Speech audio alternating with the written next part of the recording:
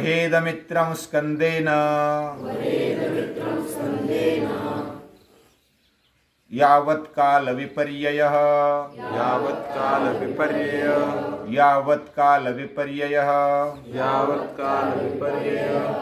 नास्परीक्ष परं आगतं समयं वीक्ष्य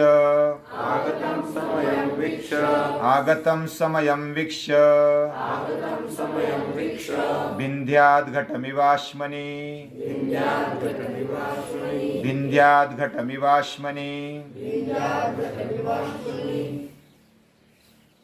शत्रु को कैसे मात देनी चाहिए। किसी भी तरह अगर शत्रु वश में नहीं आता है या तो उसको कंट्रोल करना है तो कैसे किया जा सकता है, ये इस श्लोक में बताया है। अभी महाभारत की कथा में द्रुपद राजा को बंदिस्त बना लिया। किसने बना लिया? हाँ, अर्जुन और पांडवों ने बंदिस्त बना लिया। दुर्योधन आदि तो पहले भागने लगे थे, लेकिन अर्जुन आदि पांडवों ने द्रुपद राजा को कैद कर लिया और फिर 1 साल चला गया। उसके बाद धृतराष्ट्र ने पांडुनंदन युधिष्ठिर इसका सब कुछ देखकर, यानी कि उसका धैर्य, उसकी स्थिरता, उसकी सहिष्णुता, उसकी उदारता, उसका लोगों में जो प्रेम, नम्रता, ऐसी बहुत सारी लोकोत्तर बातें, गुण उनमें दिखाई देते थे। तो यह सब देखकर धृतराष्ट्र ने उसको युवराज पद पर अभिषिक्त किया, यानी अभिषेक किया। युधिष्ठिर ने अपने शील सदाचार से पूरे सृष्टि के जो अंदर रहते थे प्रजा, उनको जीता। उनका उदार चरित्र बहुत ही ऊंचा दिखाई देता था और उस उदार चरित्र से पिता ने, अपने पूर्वजों ने जो भी कर्म किया उससे भी ऊंचा कर्म उसका दिखाई देने लगा। और इधर भीमसेन भी बलराम जी से गदा, कुछ खड्ग आदि जो अस्त्र शस्त्र थे उसकी शिक्षा प्राप्त की और वो अस्त्र शिक्षा में, युद्ध की अलग अलग शिक्षा में निपुण हो गया। बहुत सारी विशेषताएं सभी पांडवों ने अर्जित कर लिया और वो चमकने लगे, उनका बोलबाला होने लगा, उनकी प्रसिद्धि फैलने लगी। वह जो सहदेव थे वह भी नीति शास्त्र में निपुण, नकुल भी बहुत ही अस्त्र शस्त्र विद्याओं में निपुण, और वो सारे पांडव अतिरथी थे। अतिरथी यानी बहुत ही बलशाली और हजारों लोगों के साथ एक साथ लड़ने की ताकत रखने वाले, ऐसे पांडव थे। और अर्जुन की तो बात कैसे करें, वो तो धनुर्विद्या में इतना निपुण हो गया कि उन्होंने, जैसे गुरु द्रोणाचार्य ने उसको एक अस्त्र दिया था, और अगस्त्य ऋषि के शिष्य जो अग्निवेश्य, उनसे द्रोणाचार्य ने एक ब्रह्मशिर नाम का अस्त्र प्राप्त किया था, और वही अस्त्र फिर किसको दे दिया? अर्जुन को दे दिया था। और अर्जुन को बताया भी था कि इसका उपयोग कैसे करना है, क्या क्या सावधानी रखनी है। तो तेरे से कोई भी मुकाबला नहीं कर पाएगा। और अर्जुन ने भी उसको करके दिखाया। द्रुपद राजा को कैद किया, गुरुदेव को दक्षिणा दे दी उनकी आज्ञा के अनुसार, और फिर अभी पूरी पृथ्वी के जो राजा थे उनको परास्त करने का काम शुरू किया। परास्त यानी जो भी अच्छे विचारों पर चलने वाले हैं उनको फिर शामिल कर लेते थे, और जो भी दुष्ट विचार करने वाले थे उनको परास्त करते थे। भीमसेन और अर्जुन और बाकी पांडव, वह सब जो सवीर, देश था, उसके एक राजा थे, उसका नाम था दत्तामित्र, और वो बड़ा बलशाली था। और जब इस राजा को भी हरा दिया, यानी गंधर्वों को भी उपद्रव करने वाला ये राजा था। गंधर्व बहुत शक्तिशाली थे, लेकिन उनको भी उपद्रव करने वाला था, और उसको भी अर्जुन ने हरा दिया। तो उनकी, पांडवों की कीर्ति दिगंत में फैलने लगी। इस प्रकार पूरे राज्य में धन, वैभव आदि सब आने लगा, और अलग अलग राज्यों को हराकर वह ऐश्वर्य संपन्न होने लगा। ये सब कुछ देख सुनकर धृतराष्ट्र को जलन होने लगी। उनके भावों में परिवर्तन होने लगा। वो दूषित भाव का उद्रेक उनके अंदर उमड़ने लगा, और वो अत्यंत चिंतित रहने लगे कि दुर्योधन आदि तो पीछे पड़ रहे हैं और पांडव आगे बढ़ रहे हैं, मेरे पुत्र पीछे पड़ रहे हैं। ये उसको अच्छा नहीं लगा। उन्होंने श्रेष्ठ मंत्री, जो राजनीति विशारद कणिक नाम के एक मंत्री थे, और वो विशारद थे, स्कॉलर इन पॉलिटिक्स, तो ऐसे कणिक को बुलवाया। और धृतराष्ट्र ने कहा कि मैं बेचैन हूं, मैं चिंतित हूं, और मेरे चित्त में बड़ी जलन हो रही है। सब कुछ जो सच था वो बता दिया कि पांडव अभी प्रसिद्ध हो रहे हैं, उनका बोलबाला हो रहा है, और ऐसे समय क्या किया जाए। तो कनिक ने कहा कि मेरी बात सुनो, हाँ, मुझ पर रुष्ट मत होना, मैं जो भी आपके हित में है वो बताता हूं।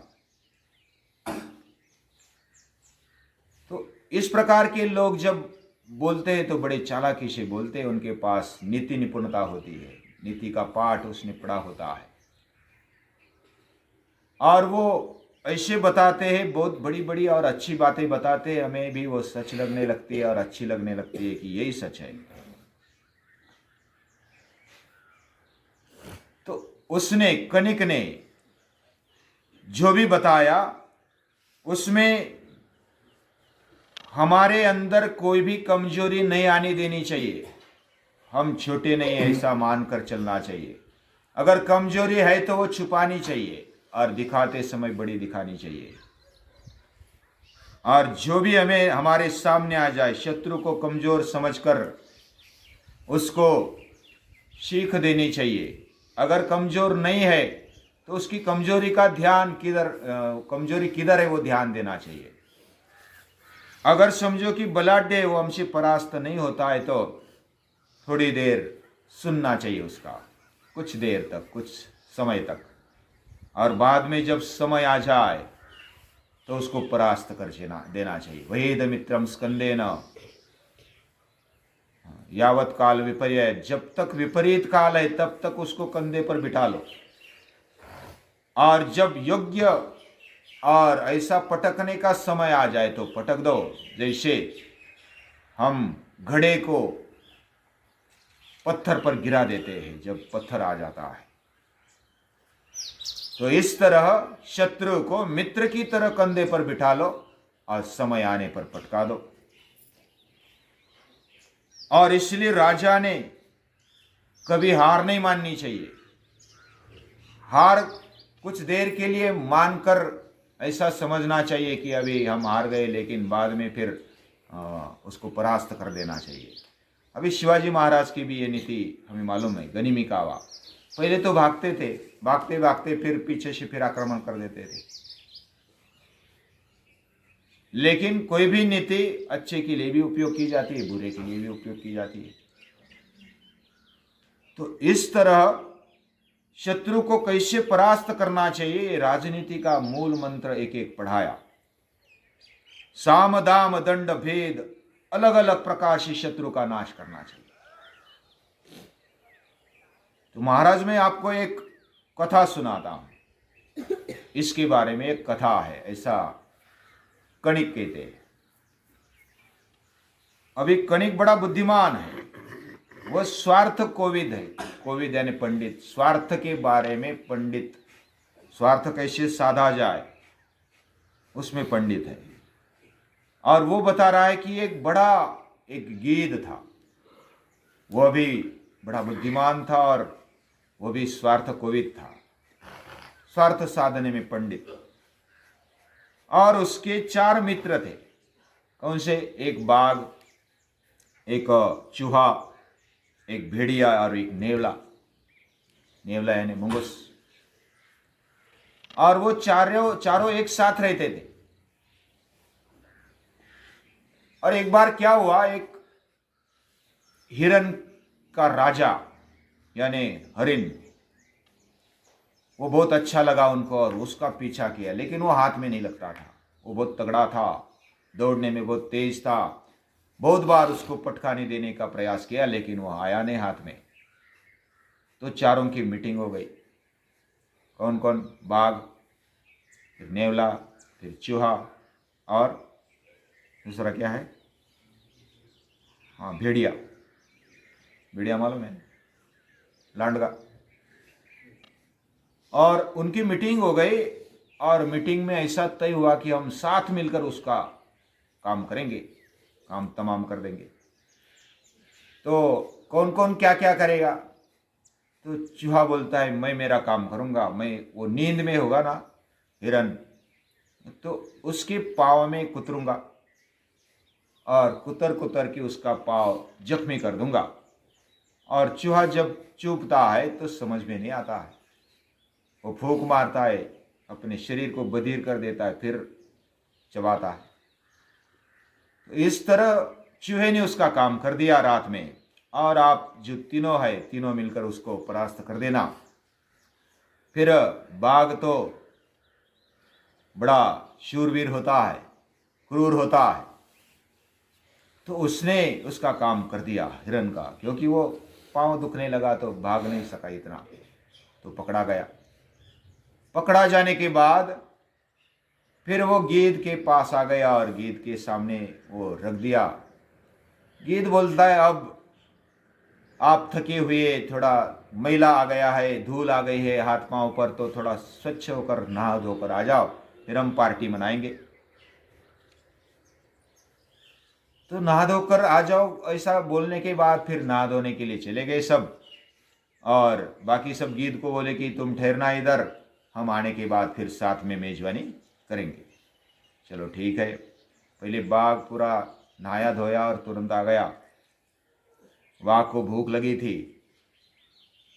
तो बाघ आने के बाद गीध क्या बोलता है कि अभी चूहा मेरे पास आया था और वो बोला मुझे कि बाघ तो बड़ा शूरवीर अपने आप को मानता है और अभी तो मेरा ही झूठा खाएगा ना, मैंने पाँव को कुतर दिया इसीलिए तो मार सका, और बड़ा डींग मारता है, लेकिन अभी मेरा ही झूठा वो खाएगा।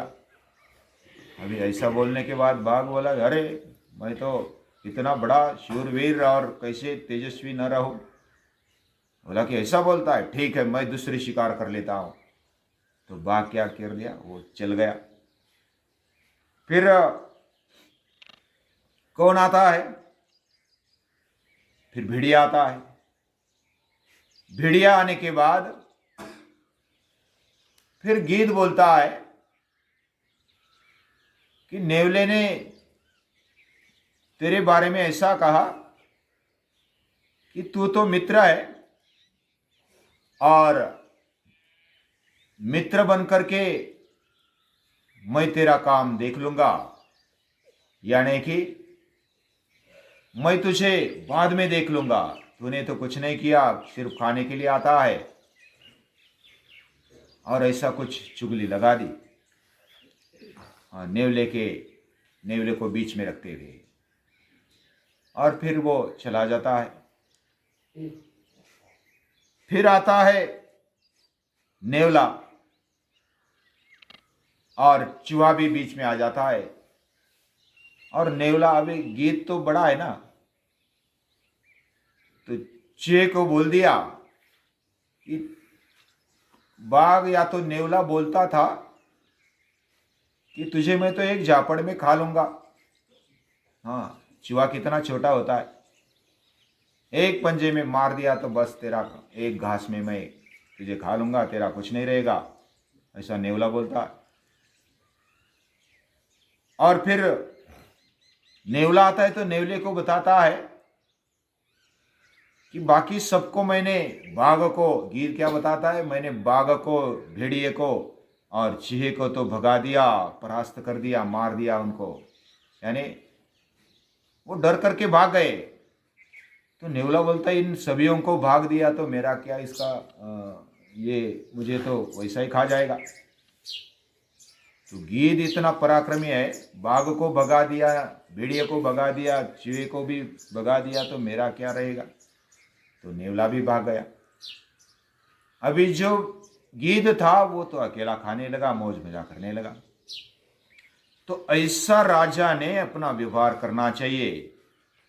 और जो भी साध्य है, धन दौलत है, राज्य, उसको ऐसे संभालना चाहिए। ऐसी कूटनीति किसने बताई? कनिक ने बताई, वो राजनीति निपुण था। और धृतराष्ट्र ये सुनने के बाद और बेचैन हो गया, अस्वस्थ हो गया। उसके मन में अभी क्या करूं, क्या नहीं करूं, कैसा डांवपेच खेलो, ऐसा एक एक मन में आने लगा, एक एक भाव, कपट का भाव आने लगा। वो स्वभाव से ही ऐसा बनने लगा, जितना जो विचार करता है वैसा ही बनते जाता है। और वो बाकी मेरे लिए किसने क्या किया, मैं अंधा हूं, या तो मेरी कमजोरी क्या है, वो सब भूलने लगा।